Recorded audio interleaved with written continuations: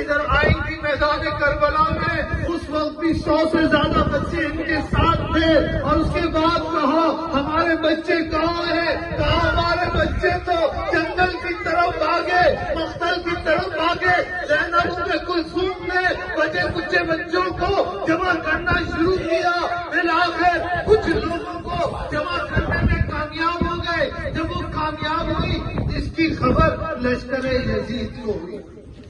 لشکر یزید کو جب خبر ہوئی کہ حضرت زینب نے اپنا لٹا پٹا قافلہ ایک دفعہ پھر جمع کر لیا ہے، ایسا کرو اپنے گھوڑوں کو دوبارہ نال بندی کرو، دوبارہ گھوڑوں کو تیار کرو، ایک بار پھر زینب کے خیموں کو، جلے ہوئے خیموں کو لوٹنے چلتے ہیں۔ بس یہ سننا تھا، اما بندہ دوڑتی بھی آئی، کبھی بھی غضب ہو گیا، لشکر یزید دوبارہ ہماری طرف آ رہا ہے، یہ سننا تھا۔ حضرت زینب نے کہا اما بندہ اس شیر کو